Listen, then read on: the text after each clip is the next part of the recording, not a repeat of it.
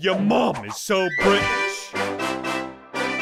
You went to hell. If you've been on the internet in the past 10 years, you may have stumbled across the Yomama channel. Despite being a part of OG YouTube animation, with most of them stopping or rarely uploading, Yomama still uploads content and has new viewers coming back for more. Though what is interesting about the channel isn't the fact that it never died, but rather the changes it has made to stay relevant, for better or for worse. From reusing old content, picking fights on Twitter, or investing into NFTs, there's a lot to go over. To figure out what's happening behind the scenes, I interviewed the people behind it to know more. I wanted to see how it lasted so long and why certain choices are made during the channel's lifetime. Hello, I'm Daft Pina, and this is Yomama Drama Rabbit Hole. But before we get to the now, we must talk about what happened before with the two creators Zach James and Alex Negretti, and I hope you won't regretty this transition. Thank you.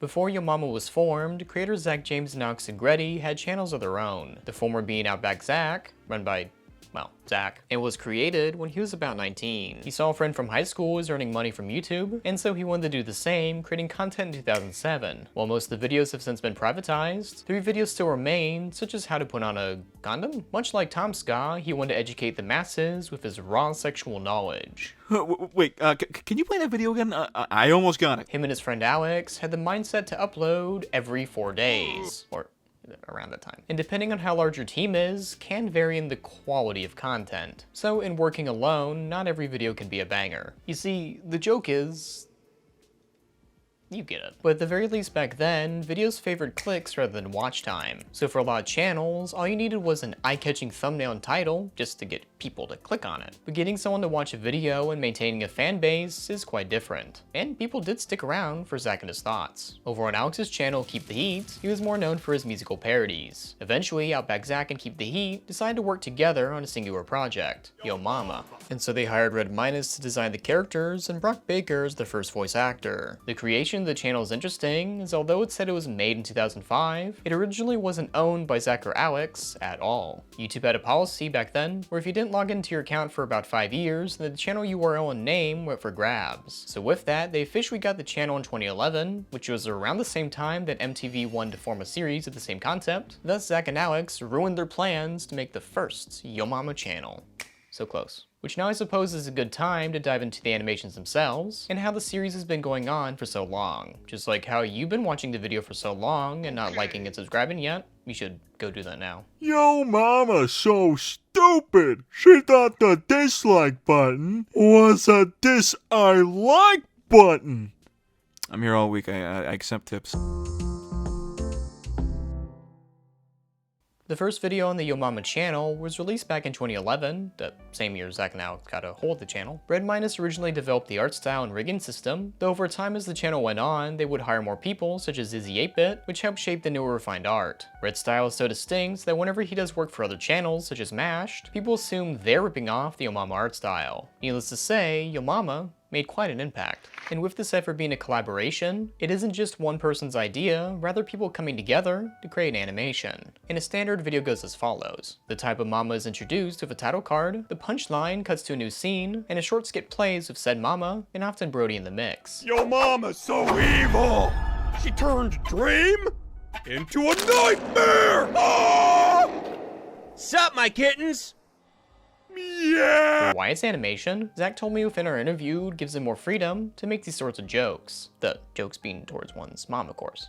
Clearly. Animation allows you to exemplify and exaggerate characteristics in a way that you really couldn't do with live action, at least not without a special effects or prosthetic team. I find it to be a bit easier to make fun of fictional characters that are truly not related to anybody in real life. You know, it's easier to make fun of make-believe people instead of real people, in my opinion. Though at this point I must mention that Zach and Alex didn't actually draw any of the characters, as they film more of the producer role. It wasn't that there was like a vision and they found someone to like do the style. It was like, let's find a person, I guess, who can like, you know, just do it at all. So yeah, it was really more or less up to me to determine the style and the designs and, you know, like I say, aesthetic overall. So they had to be economical in how they invested in animation. As Zach puts it, with on average 1,000 per minute for a cartoon, give or take a lot of factors, why not have 4 separate videos at 15 seconds in length for 250 USD apiece? That's an idea. This was a good strategy as back in the 2010s, YouTube favored clicks rather than longer form content. Though this had to be changed as a lot of clickbait thumbnails started to occur, just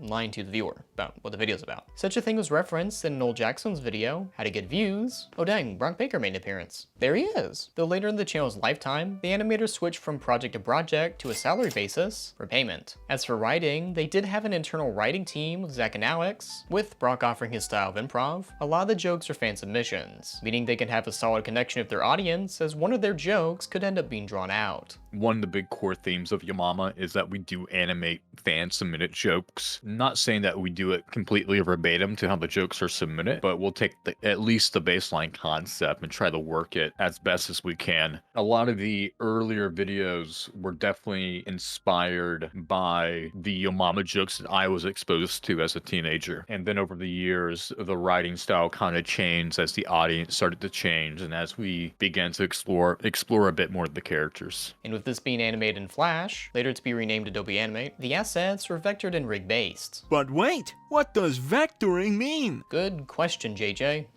Let me tell you. Vectored basically means if you keep scrolling, there's no loss in quality, as opposed to drawing of pixels. In rig meaning there's a digital skeleton, but of course, it's not that spooky. Therefore, the team could easily reuse assets and character rigs in order to push content out at a faster rate. Most contemporary animators of the time spent months on their respective skit animations, as they would often draw either frame by frame or pose to pose. While Yomama could theoretically put out a video a week, or more. Now that's scary fast. And their popularity reached new heights in 2014, where they collaborated with Avicii.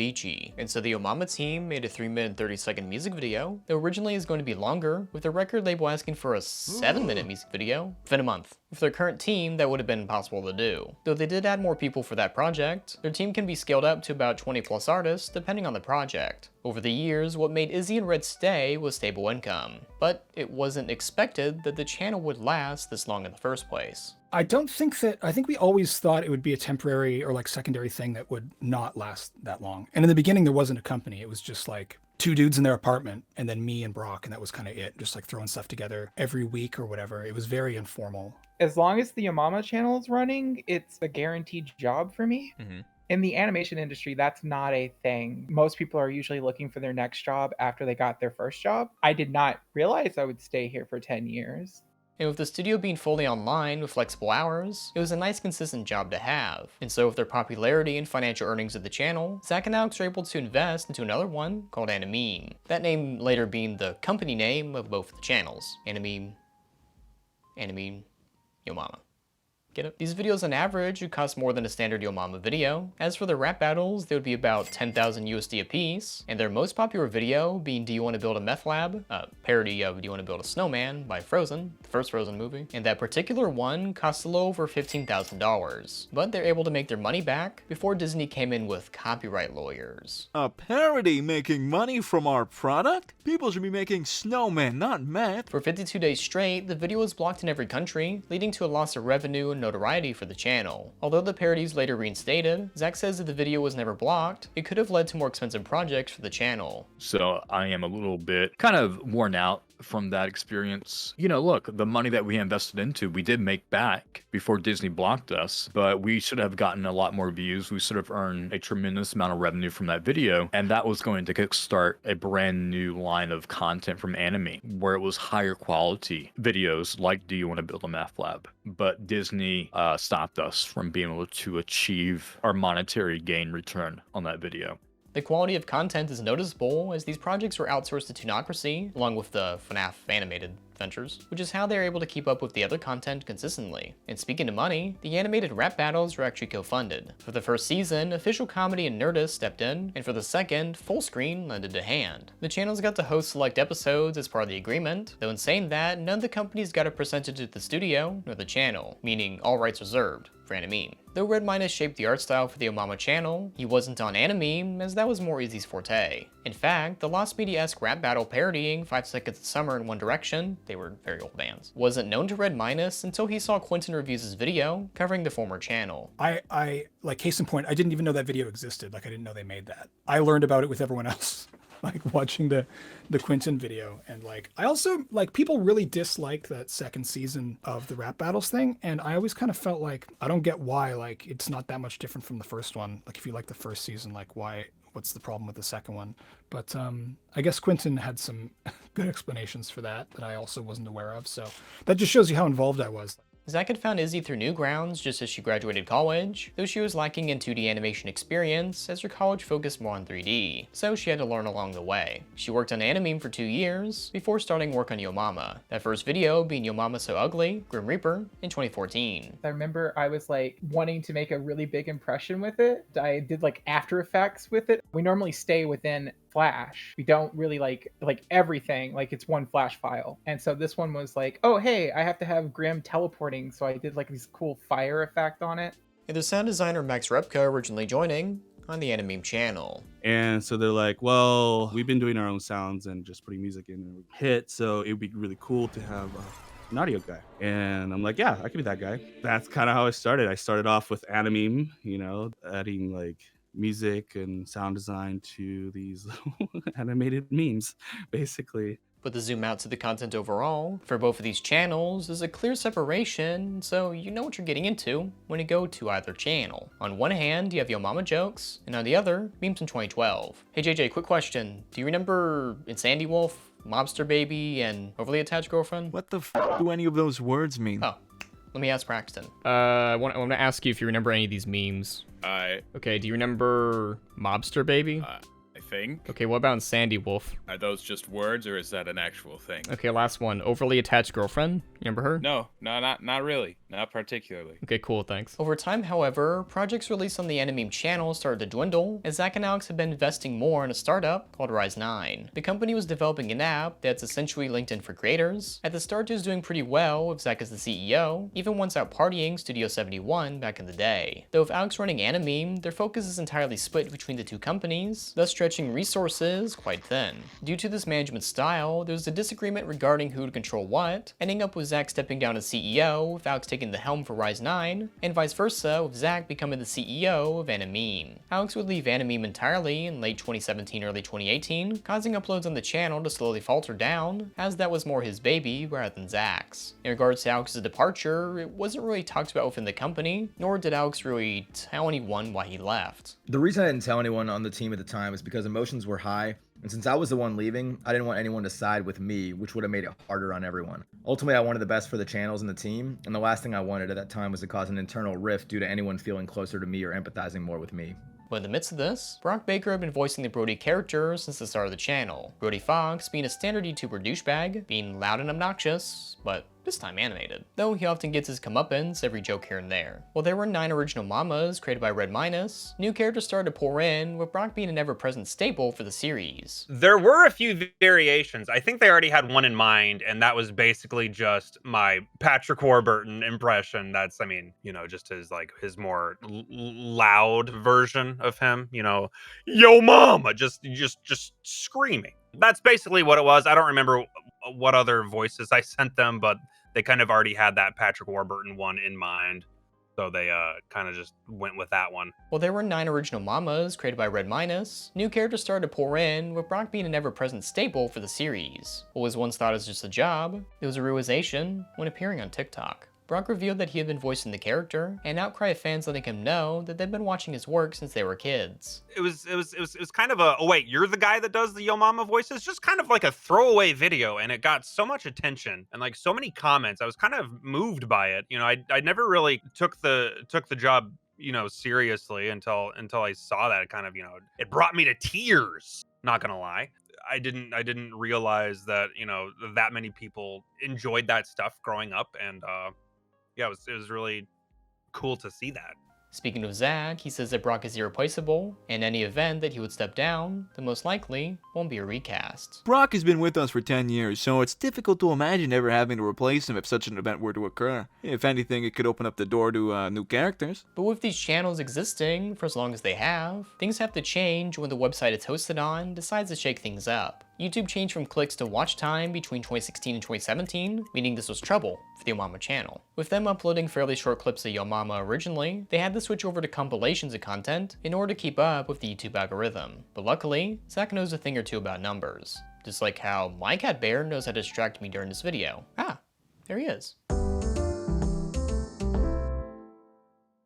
Before we talk about Yomama content, we must talk about the concept of evergreen. Evergreen content is that of which can be enjoyed forever, with little to no worry about when the content was relevant. I talked with YouTuber Justin Wang about this, as he creates videos that cover internet and real-life oddities that are self-contained stories. They can be easily binged and enjoyed in playlists, even if the video had come out 3 years ago or simply yesterday. Apart from select updates, of course, or specific ties to recent real-world events for a joke. So for channels like these, making compilations of their content is pretty seamless. If Justin is busy working on his next video, to fill in the gap, he can either make a shorts video or a compilation of themed content already made around one topic. Though this all depends on the kind of content that you make, such as how long said individual content is, the topics of said content, or if there's actually enough in the first place to compile for the channel. On the opposite side of Evergreen is Everbrown, videos in which are consumed once and never again. This would be akin to drama videos that keep people up to date on situations, but seldom are rewatched years later unless someone wants to research for like a pure Rise and Fall video, because it tells the whole story. In the animation space on YouTube, there are only select channels that can repurpose old content, such as Justin. By repurpose, I don't mean a season of videos a la James Rolfe, who has a year of content in one video. I refer to the idea that content can be reused multiple times in different uploads seamlessly. So for animation channels, this points to one-off shorts. This content is easier to mix together because his videos are self-contained and have little worry becoming outdated, depending on which topics are used. But an extreme example would be Teen Z, a Russian-ran channel that creates story-based skit videos with no direct language, just a bunch of grunts and oohs, I guess.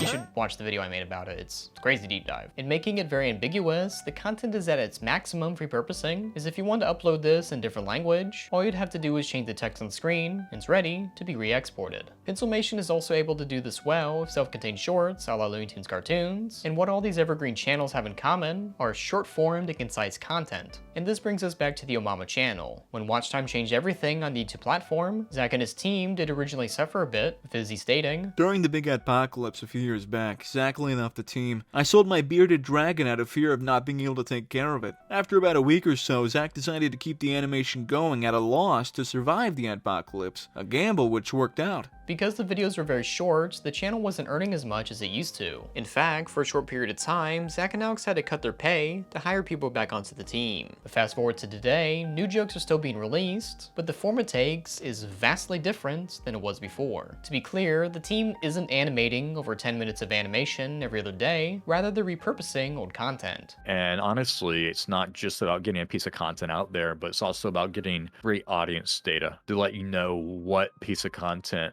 does really well, what doesn't do really well. And sometimes you'll sit there and you'll see where there's a giant drop-off rate, and you go into the video and you're like, well, okay, why did this moment make people leave? And why did this moment make people come back and watch it over and over again? And how can I recreate that moment? And how can I take advantage of this data? The new joke is often stuck at the front of the video, and the rest are older jokes, often revolving around the topic of the recent one. An average viewer would stick around for the fresh joke, and leave when you start to see the ones you've already seen, thus contributing to watch time. I'm stuffed. That's enough Yomama content for now.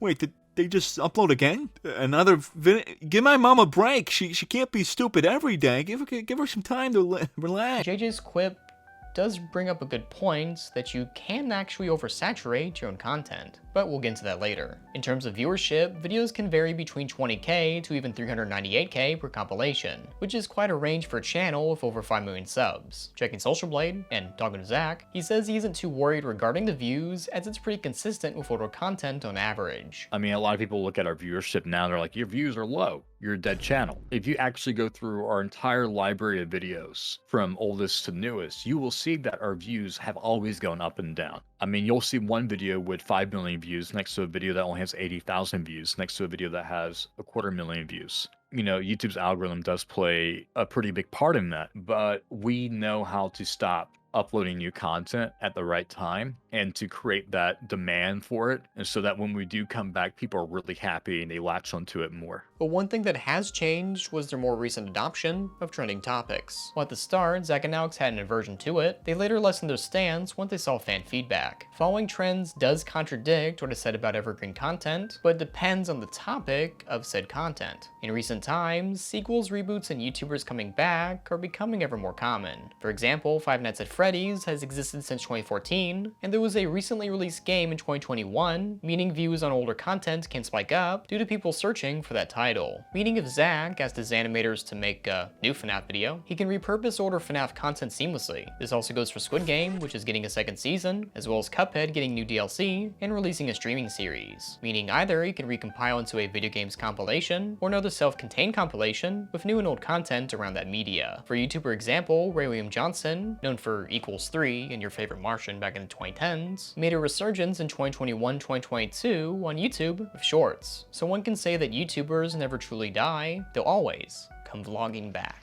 And now we do our best to follow trends, but to make sure that we understand the demographic behind the trends. It's like Baldy Basics we ended up doing, never realizing just how young that fan base was. And so now we try to vet out the trends more, which is why you never see us ever do a Peppa Pig Yomama joke or a Paw Patrol Yomama joke, even though they're always recommended, even though there's always comments about them. I do my best to make sure I understand the demographics behind the trends and try to best align with the demographics that we feel are appropriate for our content. Part of how Yomama is able to upload consistently is due to the hardworking animators. Red Minus being on the former core team, Izzy being on the main one as of 2012, and D-Tunes being added and leaving within a short time frame. Able to make 40 seconds of animation within 2 days, Izzy can get these out fast. This is due to the use of rigs and being able to pull from backgrounds and props already made over the years. And so once a thing is created, it's added to an ever-growing library, meaning it's easier to put out content. But this means artistic vision must be sacrificed a bit when making these animations, such as frequently using a weapon that was drawn more than a decade ago, I think. Though I question if the average Yomama viewer would even notice it, I guess. Wait, you're telling me they drew that thing 10 years ago? Yeah. Absolutely terrible. Artists must never reuse content within content, and here I am watching these old videos enjoying myself until that outdated drawing showed up. Ruined my day. Sometimes I wish I had more portfolio pieces out of it, if that makes sense. Like, it's efficient and it's quick, but sometimes it feels like animation assembly, like a assembly line where I'm just kind of going through the motions. Here, read the script, find the thing, plop it together, get all the assets from different episodes that we worked on, put them all into one thing, and then kind of put them into place. And then lip syncing is probably one of my strongest skill sets now, because that's the most animation we're really doing. And it's still, keyframe caddy and, just clicking a button to swap out the mouthpieces, With the quick outputs as well as the short form content, re-uploading is seldom done just on YouTube. The Zach James OBC TikTok account amassed over 365,000 followers by simply reposting Yomama clips. The only way you can squeeze out more content with little no changes would be to hire someone to dub the content in the case that Zach wants to branch out to other countries. Though this takes a lot more work than one might think, such as the case for Umbero Velez, the Spanish voice of Homer, as he rewrites the dialogue to make the jokes funnier to a Spanish-speaking audience. April Fools! Inocente palomita! Also of note is the fact that TikTok is going to be allowing 10+ minute content soon on their site, so that would be another place to upload these Yomama compilations. But while we've been focusing on reusing content, in the time since Alex's departure, Zach had been spending more time on Twitter. Talking with him, as well as his team, I've seen how his actions on the platform affects his company's image, for better or for worse. So let's talk about the new age for the brand, where it could be heading, and how it affects the artists. Back in April 2021, the Yomama brand account Brody Fox announced they're creating not safe for work NFTs. This caused a lot of backlash, resulting in a lot of comments and replies from Zach himself and his audience. For the NFT part, not the not safe work part. No one worried about that. Yeah, we're okay with NSFW. To make it clear, while Brock voices the character Brody, he doesn't run the brand account. And as for NFTs, for a too long didn't care to read, are links associated with art sold on the blockchain. You don't really own the art depicted, and the whole thing is just mainly a way to sell and resell things. So if you're trying to copyright your own NFT, no matter how many thousands of dollars spent, you'd just be hit with a lawsuit, because you never owned that monkey in the first place. Just the code. Call that an ape escape. Lol. So going back to Zach, this was actually how I first contacted him, as I was researching the concept of NFTs. While he's getting ratioed and dogpiled on Twitter, I want to reach out to him to see what he knows and for me to see what I know, so we can find a sort of middle ground. The thing to note on a Twitter dogpile is that there's a lot of people in the replies, including those misinformed, those who hate you, those who want likes, those who make jokes, and those who actually care. It's hard to differentiate who actually wants to have a conversation, as more often than not, they could just be bluffing and just stringing you along for no other reason than because it's funny. So usually, it's not best to engage. Talking with Zach, he invested in the NFTs for the company, with the artist getting a kickback for their respective works. This is important, as if he was doing it on his own accord, then using the brand account wouldn't make as much sense. To raise money for the company is understandable, as that leads to a cushion before bankruptcy, and make sure the artists get paid. A big part of our talks was the environmental impact, because as it stands, they're doing a lot more damage to the environment than one might get out of owning a JPEG of Slimy Mama. Though he made it clear that the Yomama audience was never the demographic, rather the crypto crowd in general. Which worked, I suppose, as manufacturing outrage does cause a lot of word to spread, does get a lot of eyes on your project. Yo mama creating NFT porn? After our talks, he made some tweets about looking into NFTs that don't harm the environment as much. Zach further stated within our interview, I mean, if you have that much energy and that much passion behind being angry about NFTs, you should really put that towards your government officials in order to enact higher qualities of environmental standards. And I think that's kind of where I disagree with it a little bit, because I do care about environmental impacts. I care about it in such a way that I just want it to be effective.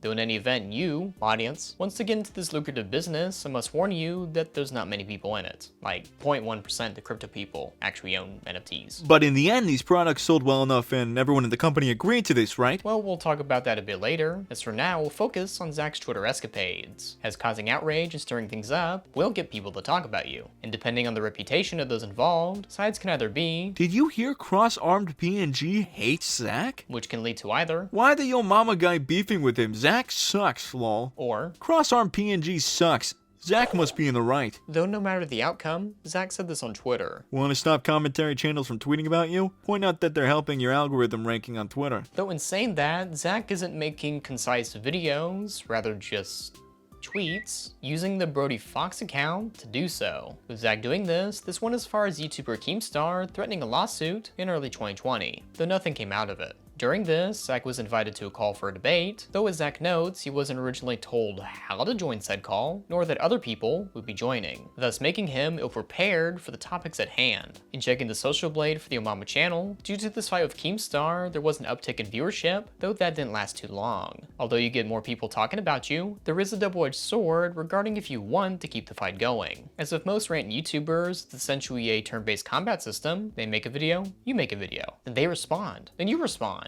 This is exciting.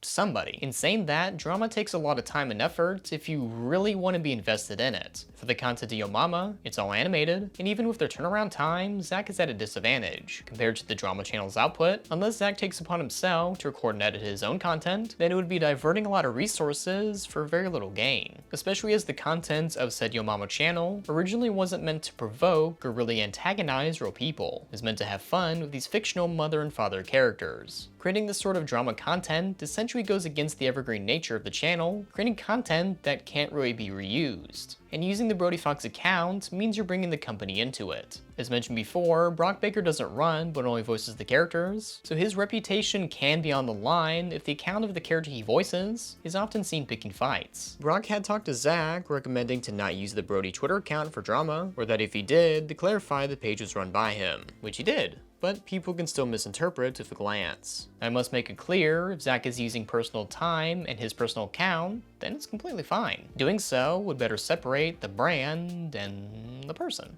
And it would be less... The Yo Mama channel is fighting with this guy. And more so... The guy who runs Yo Mama is fighting with this guy. Also, an unseen side effect during drama like this is that disinfo often shows up that can break up the conversation. This can be seen on the Yo Mama YouTube wiki. There's a claim the channel made a Yo Mama So Gay joke that got James Charles mad, but that never happened. But they did make a Yo Mama So Autistic video, but that was actually a video where Zach talks about his life as an autistic person and creator. And the reason I'm making this video is so that you, my autistic fans, and those who know autism, can smile and laugh with me. Because you have to understand that everything I've ever done has been by design. Yes, there is chaos and randomness, but I work with it. This also happened when I outed not safe for work cis male artist Tina Fate 1 for catfishing a minor, where people assumed I only cared because David drew this picture of Sora, but I never did nor made a tweet about it, but it's now in the public consciousness and will be in the back of people's minds if they talk about the situation. Is he a predator?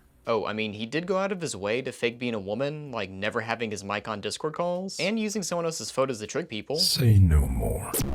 Well, that was scary, but does lead back into Zach on Twitter. As for the Tina Fate 1 situation, he was one of the few YouTubers to call him out as well, using his personal account instead of the brand one, meaning it's not a company decision, and more so, his personal thoughts. In seeing these actions, I do get the sense that Zach misses running a channel by himself. He was more in control, and there was less of a proxy between him and his content, aka fans coming to see him personally, which I would expect is why in more recent times, Zach has been appearing in more animations. And so to get a second opinion, I asked Turkey Tom to speak in the video. Now obviously I'm not someone to criticize someone else for getting into drama. I do it from time to time just for fun because, well, I find it to be really fun. I like the conflict a little bit, and I think that most people in my audience do. That being said, for someone like Zach from Yo Mama, who runs an animation channel that has nothing to do with YouTube drama and employs multiple people, it seems weird to use official brand accounts that regularly promote that work to instead go after Keemstar of all people. It comes across to me personally as kind of irresponsible to throw the entire business in jeopardy over a petty drama when you really have nothing to gain from it.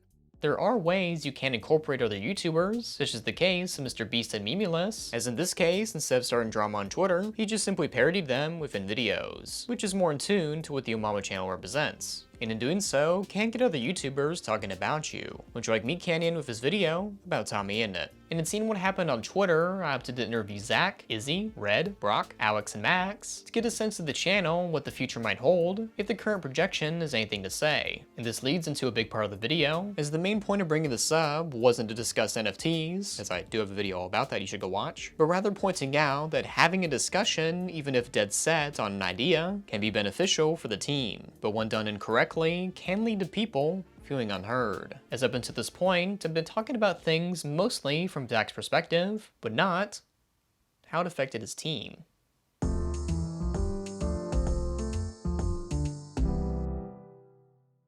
Originally, the Yo Mama channel was run by Zach James and Alex Negretti at a 50-50 stake of the company. With him leaving in 2018, all of the control went to Zach himself. While all the decisions are up to him as he's the CEO, it is good to get a second opinion within a small company, especially when the company's like 5 people, I guess. In regards to the NFT announcement, the team found out when he made that tweet. In fact, the art within the links were originally promotional material for the Yo Mama channel itself, so Zach repurposing it isn't now the norm, rather the issue is not giving the team a notice beforehand. Zach was like, hey, we're gonna change, we're gonna do Slimy Mama into an NFT, and Red's gonna get a cut of it. And there was a moment of, oh, really? What? Was there a discussion about this as a team?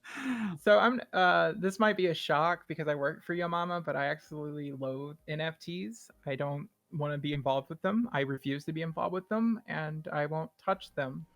Yeah, Zach just told me that they were dealing with NFTs, and I was like, okay. Did That was my reaction.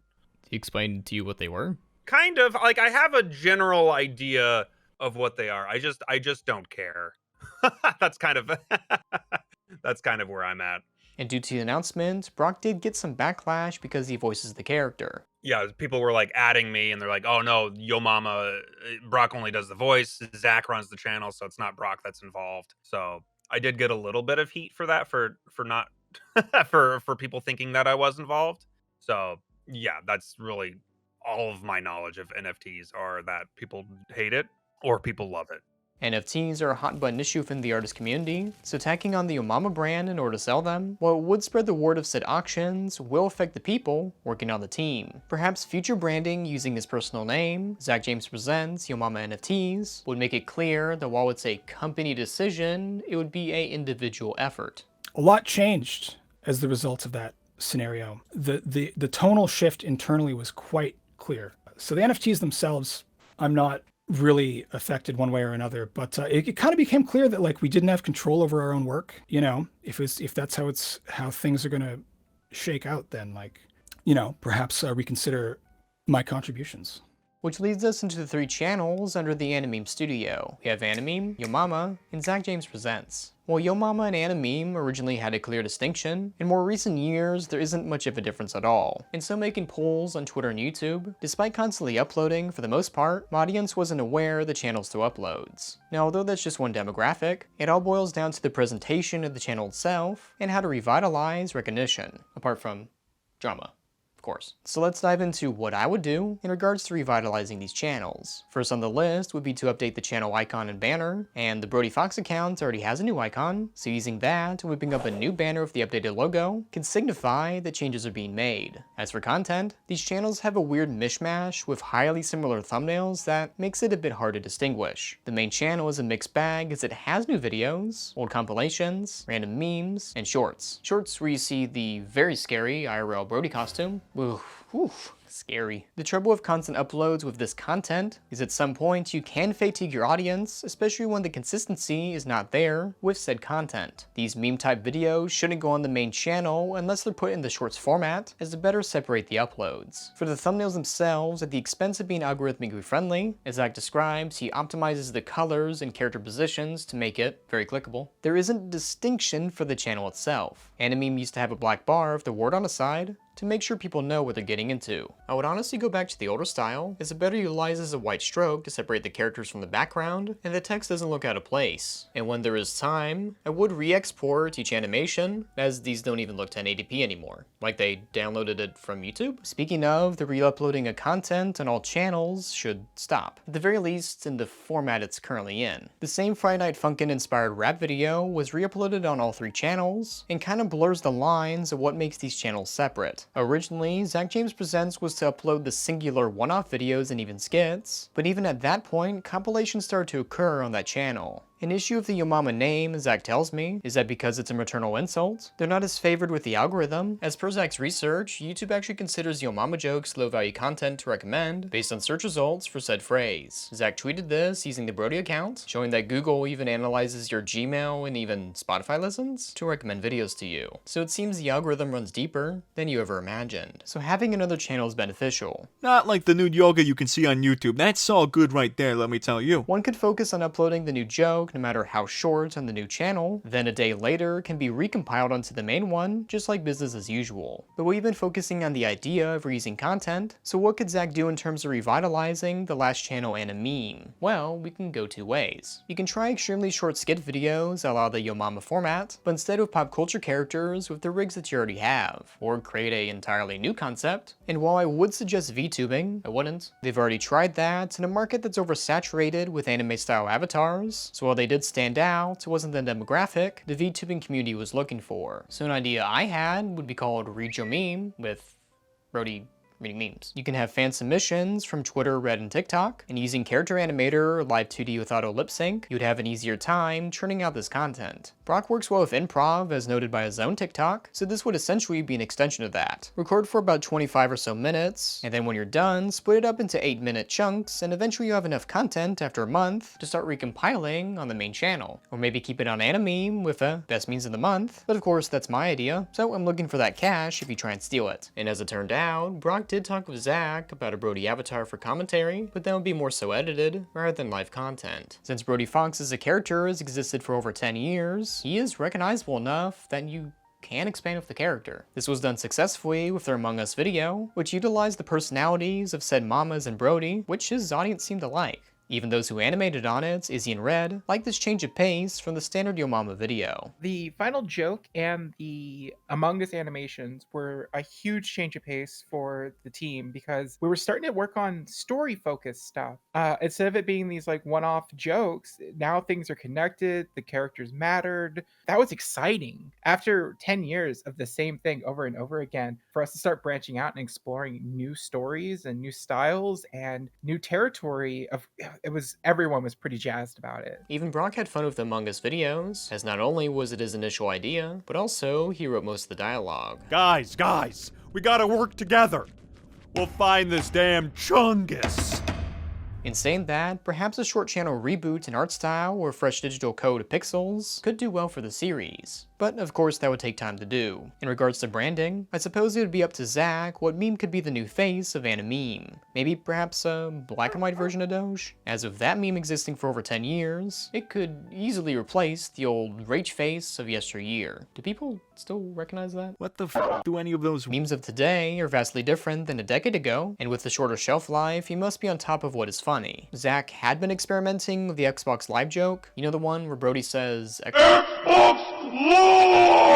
But he's been doing that for like 2 months, which is a good example of things that Brody can read, as Zach has already been showing fan submissions on the Twitter account, so that could be a test video for the read your meme idea, but you must pay me for the idea. But in my opinion, since he's been doing it for about 2 months, I think he should stop with the meme. Let's move on to another topic, as memes don't last as long as they used to, of course, as said before. Much like whatever's going on the Yomama official Facebook account, it's literally like other people's content, sparse uploads original works. Again, if you have Brody reacting to the memes, that's transforming the media, not just re-uploading it. It's like the memes you see on Twitter with the caption, "Who did this?" And it's like, where'd you get the meme in the first place? But on the topic of a bad transition to the next thing I'm about to say, I do find it odd that the sister channel to Yomama is called Zach James Presents instead of Brody Fox Presents. Talking with the team, to them this style of branding makes it feel like more of a one-man show rather than a team of artists. It's bizarre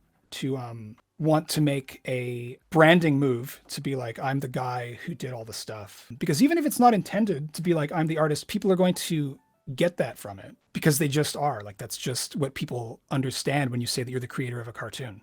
As far as that whole Zach James Presents thing, I do remember that kerfuffle, and I was on the camp of like, why isn't it Brody Fox Presents? Like, that would make sense because he is the mascot of the channel. To be clear, he does credit with descriptions and the about page, but rather it's the concept itself. It was said through Zach's research and the many industry heads talking to him that in order to get more opportunities, there has to be a face of the channel. And that's why it's called Zach James Presents, because it's easier to market to business people. But because these channels are a team effort, the rest of the artists felt left out. So internal discussion should be had with the channel already being made, as how to clarify to a public audience that there's, well, a team. But that's enough about the channels. Let's focus on the macro level of internal operations with the workers themselves. In these interviews I did with his team members, I must make it clear that ill will is not had towards Zach. Rather, they wanted to have a discussion regarding how the team was doing and where they would want to see the company go. In regards to animation channels, it is mostly unheard of that a team works 10+ years on a project, let alone within the animation industry itself, apart from select cartoons like Family Guy. Working on the same animation style with a little variation can dull the work, which is why concepts like the Among Us animation boosted the morale for the team.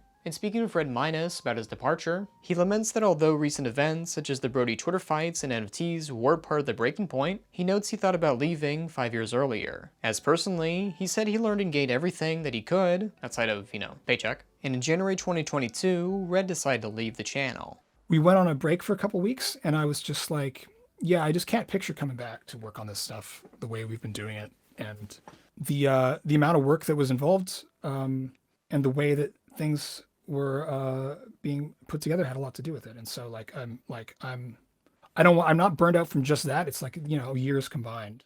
The company is effective at efficiently putting out animation, and as mentioned before, you sacrifice a lot of artistic vision in order to make a timely schedule. But this can lead to a burnout within the team and cause them to cycle through a rut that's hard to mentally get out of. With them replacing Red Minus with a new hire being trained by Izzy, there will be the eventuality that she leaves as well. But to be clear, she's not like leaving tomorrow or anything, it's just eventually gonna happen. Zach's company relies on the animators to get things done, so if they're ignored and pushed over by another decision made off of a call, then Zach can be left without a team willing to work for him. You can only keep uploading old content before your audience starts to notice. And with all that I have seen with his recent endeavors, I do get the sense that Zach misses the limelight of YouTube success. Which is why I would opt Zach to more utilize his personal Twitter, and perhaps create a new channel on his own. Much like what he used to create back in the day, all the decisions were just up to him, so he mentally might still be there, and they're just blips in thought, that he needs to make sure his team is on the same page before he executes an idea.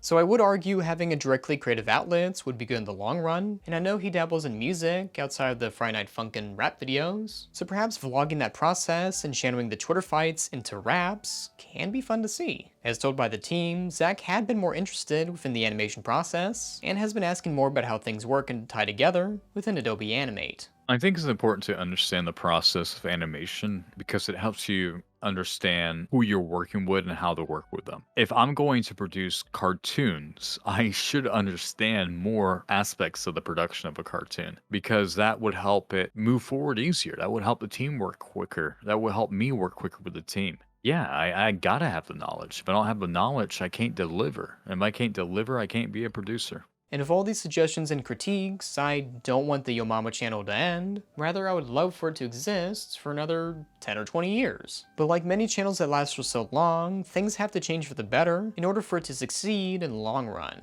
And over the years, new additions to the channel have been added, such as Yo Daddy jokes, as well as compliment jokes. For example, Yo Mama So Smart and Yo Mama So Strong, though in saying that, the algorithm still counts it as a maternal insult, even though it's in a more positive sense. Yo Daddy's so yummy thick.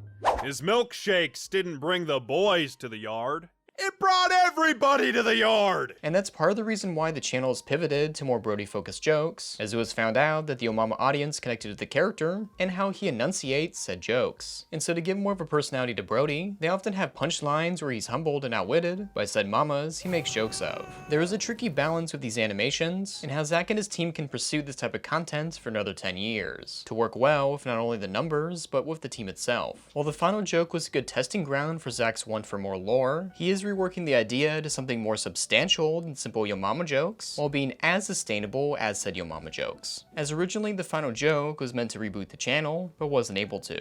For now, it is an uphill battle in order to fight the algorithm to continue the business. That's why I'm focused on how content can be reused, and even the new ideas capable of being recompiled into compilations. And they are experimenting in a much more simpler style that would be easier on the animators, so we'll see how that goes. As Zach states, he wants his company to be self-sufficient, which is why I'm opting him to keep the Brody Fox account away from drama, because that isn't evergreen or the friendly-ish content the channel is known for. Hopefully this video, a brighter future can be had for James and his team, as while working with Avicii was the height of their career, that doesn't mean it's the last one they'll ever have. Nor the idea that just because a high has passed doesn't mean continued success isn't just as good. Recently, Alex has been able to catch up with Zach since they stopped talking in 2018. Yeah, Zach and I are on good terms now. We buried the hatchet a couple years ago, and we both admitted that we could have done things better. We started as friends first, so I like that we're in a good place now, and I wish him and the entire team all the best. Since I left the company, I went on to travel the world giving motivational speeches, consult for creators like Ninja, Pokimane, and also ran social media for Dr. Phil and companies like Millions. And now I'm actually a spiritual business and empowerment coach, and I run a live podcast on my YouTube channel, Alex Negrete.